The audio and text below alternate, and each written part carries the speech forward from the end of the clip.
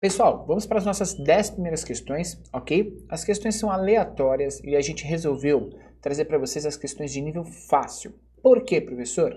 Porque as questões de nível fácil são aquelas questões que você precisa resolver e você não pode errar no Enem. Caso você consiga analisar essas questões e resolvê-las, você tem grande possibilidade de ter sucesso e uma ótima nota na sua prova. Então vem comigo. Vamos para as nossas questões e a gente já começa aqui com a questão de número 1, certo? E essa primeira questão, ela traz para a gente a seguinte ideia. As empresas que possuem serviços de atendimento ao cliente, SAC, em geral, informam ao cliente que utiliza o serviço um número de protocolo de atendimento.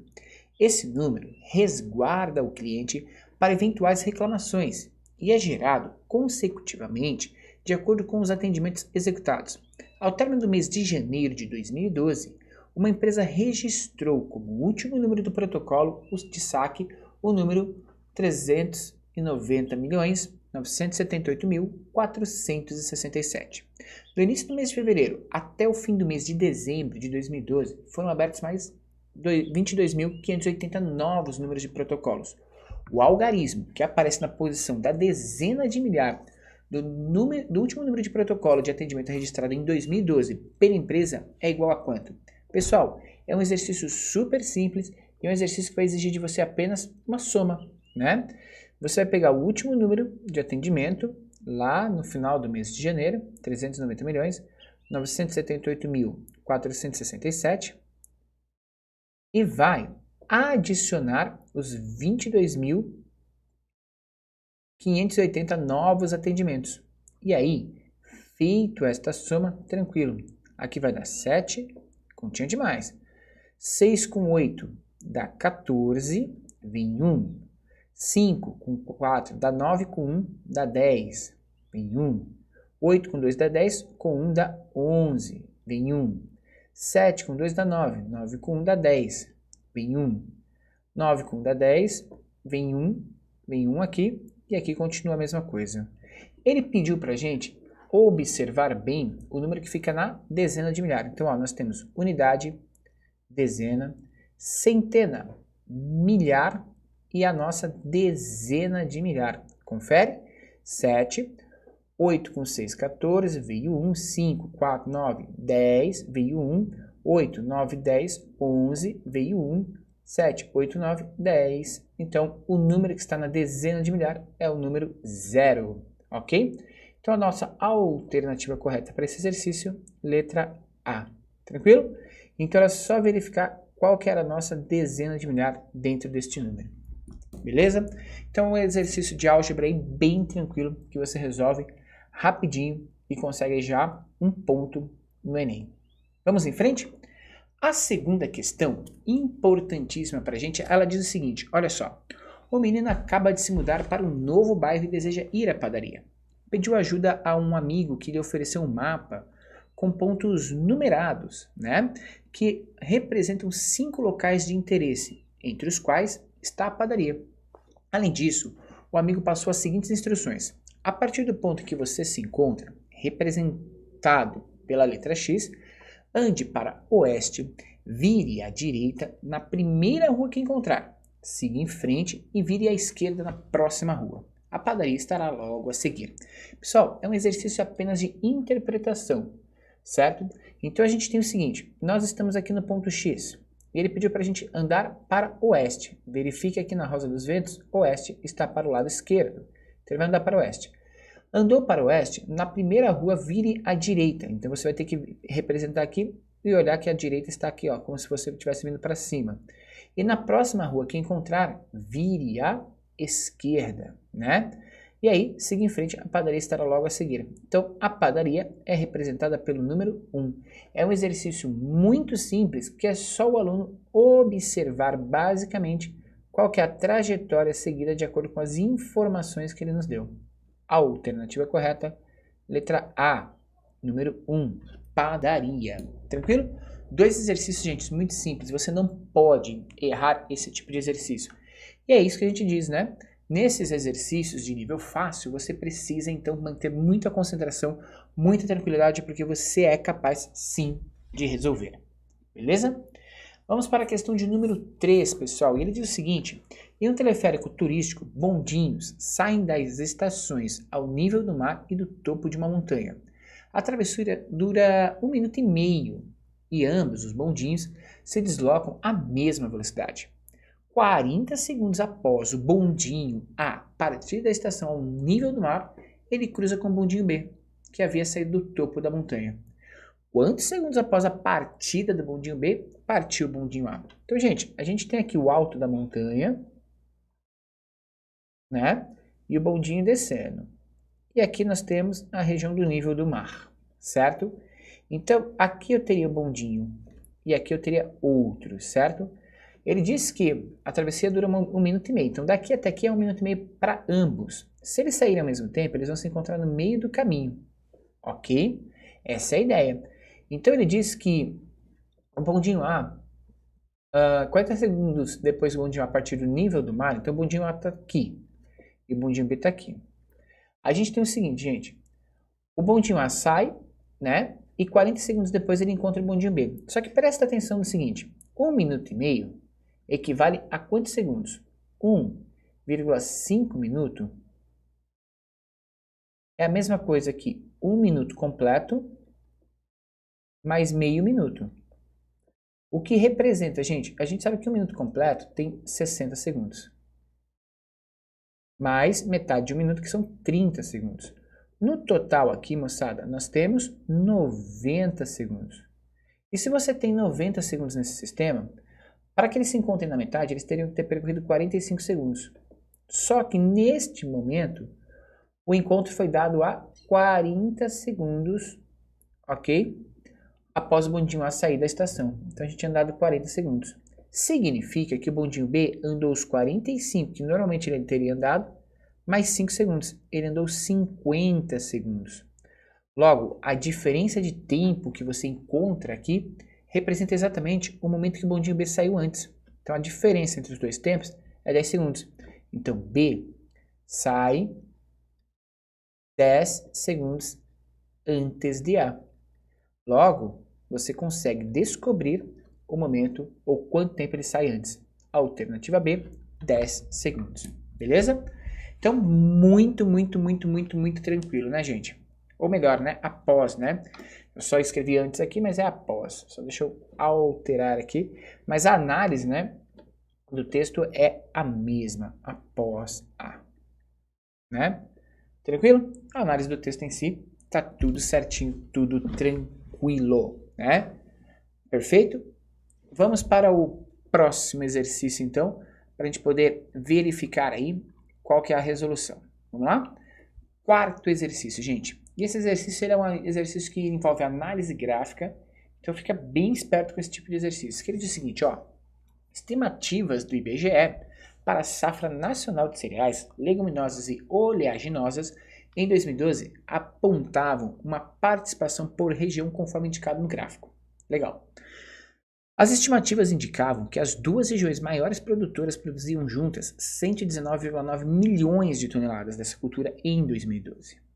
De acordo com esses dados, qual seria o valor mais próximo da produção em milhões de toneladas de cereais, leguminosas e oleaginosas em 2012 na região sudeste do país? Então, gente, ele diz que as duas regiões maiores produtoras produziam juntas, né, uma quantidade aí. As duas regiões maiores produtoras seriam a região sul e a região centro-oeste. Essas são as duas regiões maiores produtoras desse sistema. Então, vou colorir elas aqui para a gente destacar. Essas duas regiões juntas, tá, produziam basicamente quantos por cento de toda a produção nacional, gente? Então, é essa análise que a gente tem que fazer. E se eu somar 37,2% do sul com 38,3%, 37,2 mais 38,3, isso vai dar 5, 7 com 8 dá 15, tem 1, 6, 7, 75,5%. Então, gente, 75,5% equivale, tá, a 119 milhões,9. A gente pode colocar 120 milhões. Por quê? Porque ele perguntou pra gente, né, um valor mais próximo da resposta. Não perguntou a resposta exata. Então, a gente pode colocar 120. E aqui é 11,4%, que é o sudeste que ele quer que a gente analise. Eu vou colocar 11,5, só para poder aí fazer um valor aproximado, tá? Estou tentando aí deixar o valor mais tranquilo de calcular. Então, a gente vai ter 75,5x é igual a 120 vezes 11,5, ok? Se você, gente, fizer, né, se vocês fizerem 120 vezes 11,5, você vai ter aí um valor bem próximo do que seria a produção real, tá? Fazendo 120 vezes 10 dá 1.200. Mais 120, mais metade de 120. Isso vai dar 6, 8, 3, 1. Certo? Então vai dar 1.380. 1.380 agora a gente vai dividir por 75,5. A gente pode colocar um zero aqui e cortar. Certo? E a gente vai verificar quanto que vai dar, gente, né? Essa divisão. Eu tenho certeza que aqui dá 1.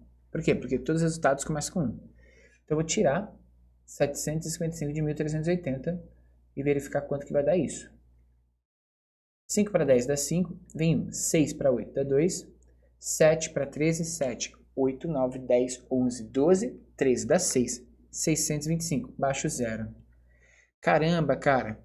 6.250 para 75,5 daria quanto, gente? Se a gente colocar um 8 aqui, será que dá certo? 8 vezes 5, 40, vem 4. 8 vezes 5, 40, com 4, 44. Vem 4. 8 vezes 7, 7, 14, 21, 28, dá 56. 56 com 4 dá 60. Deu para dividir? Deu, né? Então vai dar 18, alguma coisa. Porque o que sobrar aqui a gente vai conseguir resolver com vírgula. Então quanto que deu lá, gente, a nossa conta? 18, alguma coisa. Qual é o valor mais próximo? 18,1, né? Então com certeza 18,1 é a sua resposta correta. Então é uma maneira aí de resolver bem tranquila. Esse aqui exigiu um pouco mais de cálculo aí, mas tranquilo, né? É um exercício de razão e proporção que é muito cobrado em todos os vestibulares. Você precisa ter noção desse sistema. Bom, próximo exercício, exercício número 5. Ele traz pra gente uma ideia aí de resolução relacionada à análise de um formato de uma superfície, né? Esse potinho aí. E ele vai perguntar o seguinte pra gente. Para divulgar sua marca, uma empresa produziu um porta-canetas de brinde na forma do sólido composto por um cilindro e um tronco de cone, como na figura. Para recobrir toda a superfície lateral do brinde, essa empresa encomendará um adesivo na forma planificada dessa superfície. Que formato terá esse adesivo? Ele quer colocar toda a lateral, gente. A lateral é essa parte e essa parte aqui, ó. Então, qual destas figuras representa essa lateral? Seria a primeira?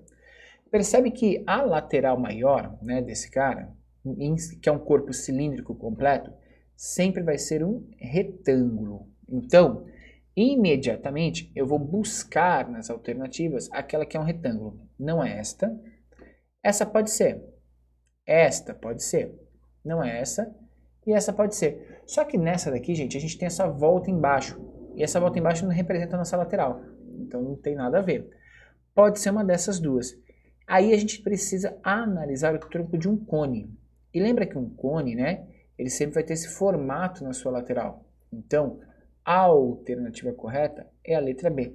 Porque você vai ter o cone sempre uma circunferência com um raio maior em uma das bases e um raio menor na segunda base. O que fechando esse cara daria um triângulo, certo? Então a alternativa B representa exatamente a planificação da lateral dessa superfície. Então estude, dê uma olhada bem criteriosa em análises de sistemas que envolvam lateralidade, planificação de geometria espacial, de corpos geométricos espaciais, beleza? Vamos para a questão de número 6 aí com você. E a questão de número 6 é uma questão que fala um pouco de progressão aritmética. Só precisa ter muito conhecimento da progressão neste caso, tá? Porque você já consegue resolver. Ele fala o seguinte, ó. A figura ilustra uma sequência de formas geométricas formadas por palitos, segundo uma certa regra. Continuando a sequência, segundo essa mesma regra, quantos palitos serão necessários para construir o 10º termo da sequência? Falou em sequência, gente, ou é PA ou é PG. Então você vai verificar quantos elementos você tem no começo. Eu tenho 3, aqui eu tenho 3 mais 1, 2, 3, 4, mais 4, que vai dar 7. Aqui eu tenho 3 mais 4 e mais 4 de novo, porque é a mesma figura que formou. Isso vai dar 11 e assim sucessivamente. Então eu já percebi que é uma progressão aritmética, porque eu estou somando sempre a mesma quantidade, que são 4 palitos sendo somados a este tipo de sistema. Olha só, no segundo termo eu somei 4, no terceiro termo eu somei 2 vezes 4. Como ele quer o 10º termo, certo? O 10º termo desse sistema, eu vou pensar com ele o seguinte, eu tenho 3 palitos no começo, que não alterei nada, e adicionei 9 vezes 4 palitos, certo? Então, se a gente fizer essa conta, isso aqui vai dar 36 mais 3 palitos que você tinha no início. Somando esse tipo de sistema, o seu 10º termo equivalerá a 39 palitos, ok?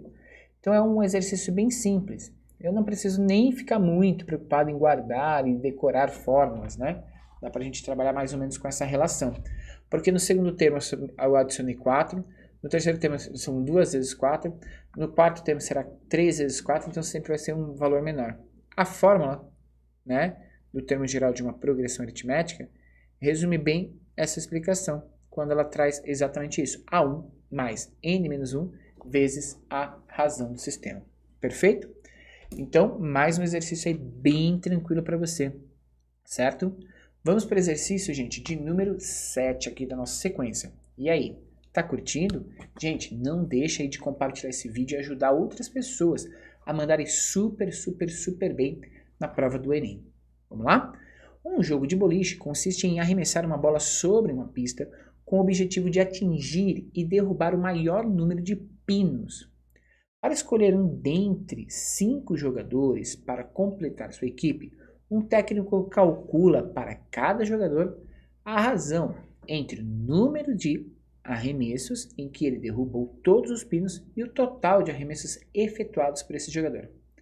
O técnico escolherá o jogador que obtiver a maior razão, ou seja, o desempenho dos jogadores está no quadro. Gente, então ele quer a maior razão, certo? O que é razão? É divisão. Então o que ele quer? Ele quer verificar em relação ao arremesso e o número de total de arremessos. Então eu vou fazer para o primeiro aqui, ó, 50 sobre 85, certo? Aqui eu vou fazer 40 sobre 65 para o segundo. Vou fazer 20 sobre 65 para o terceiro.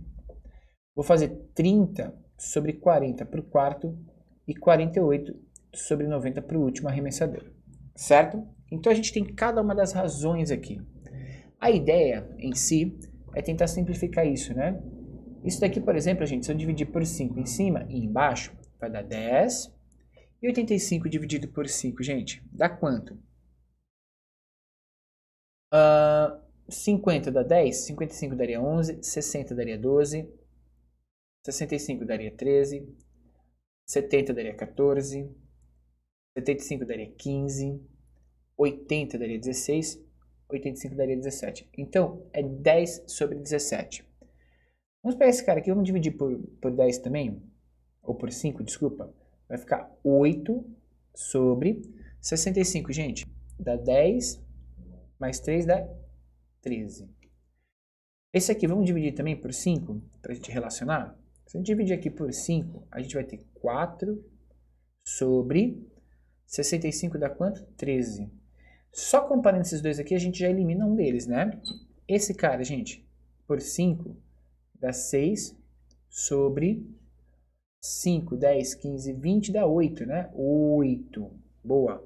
E aqui não dá pra gente dividir por 5, a gente teria que dividir aí por 2. 2 daria 24 de 45, certo? Mais ou menos isso.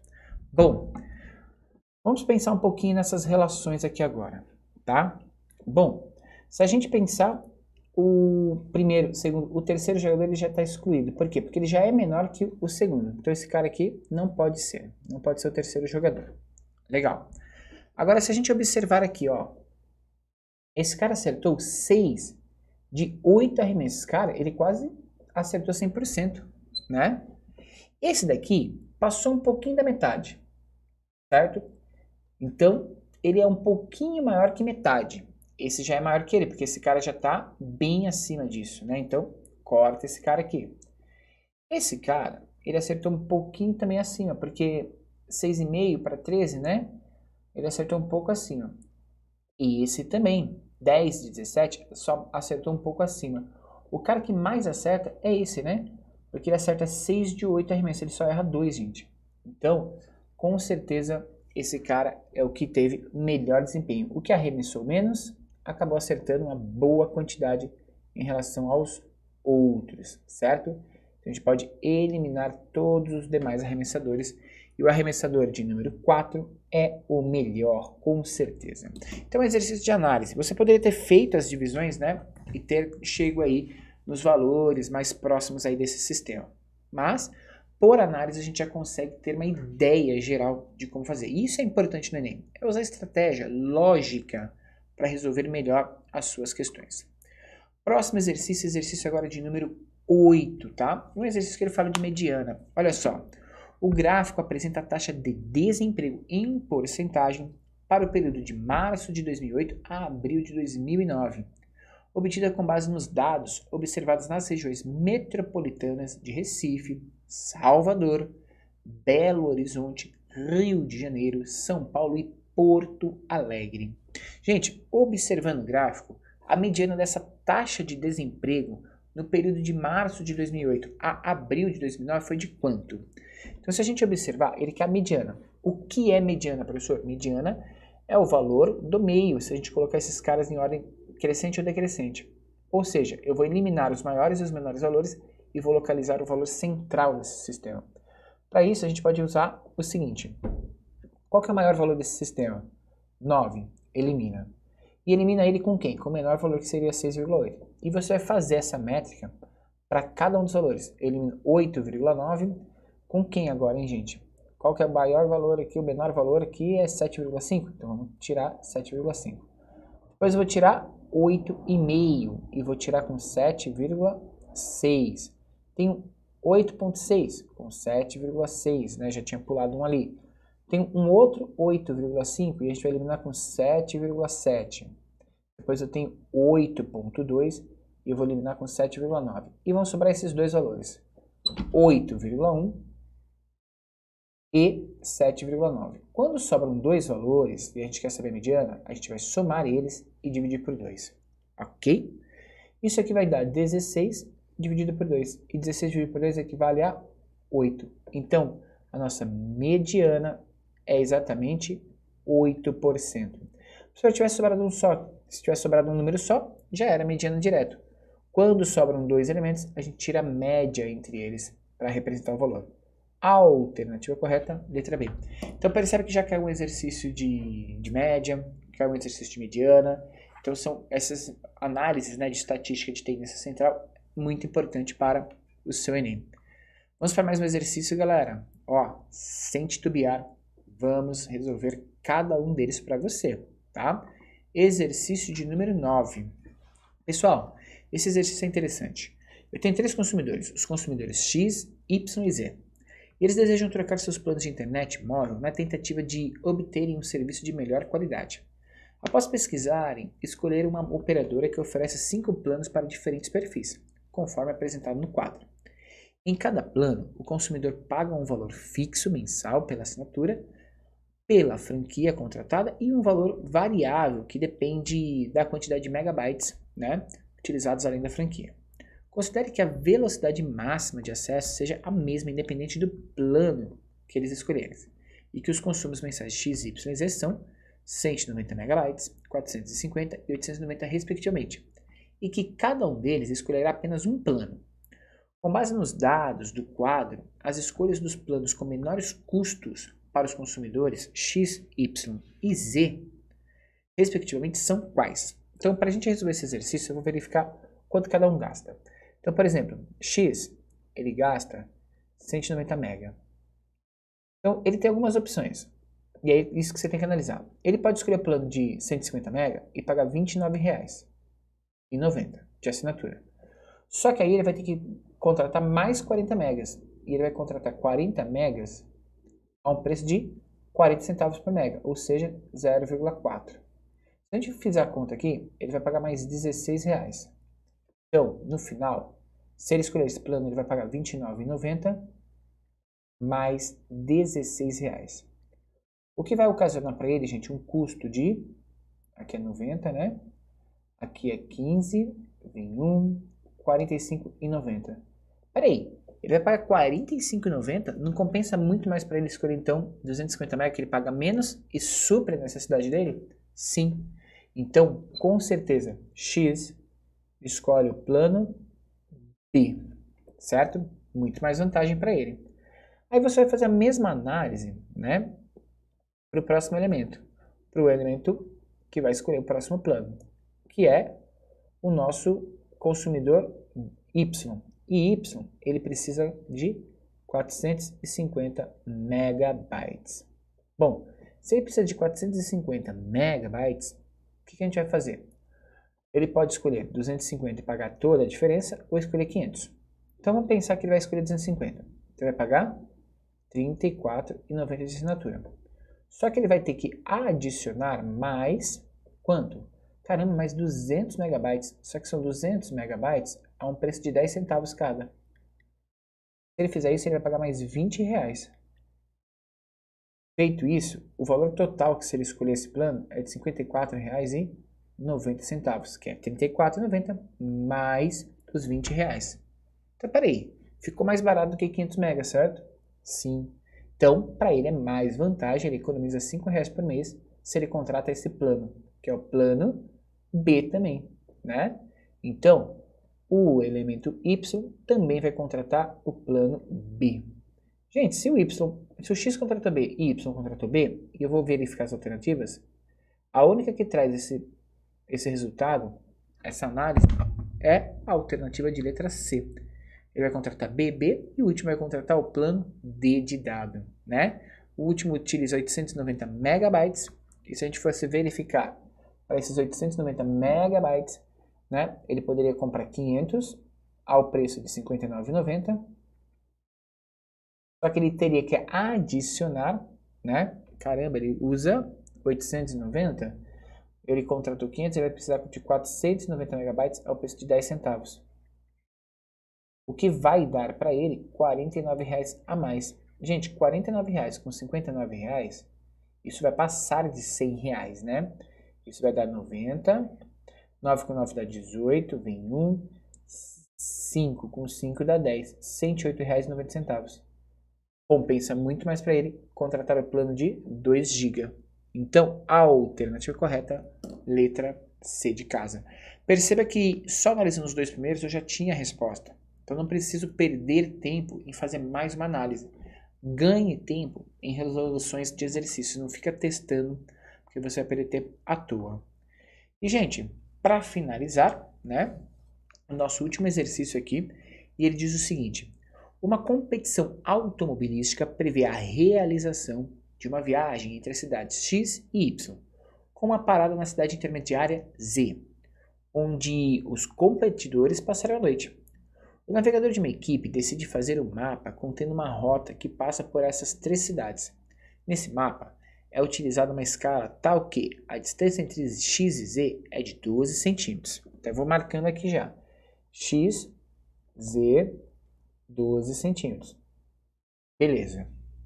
A distância entre Z e Y é de 18 centímetros. Então, de Z até Y, 18 centímetros. Beleza. Sabe-se que a distância de XY é 870 km. Daqui até aqui, nós temos 870 km.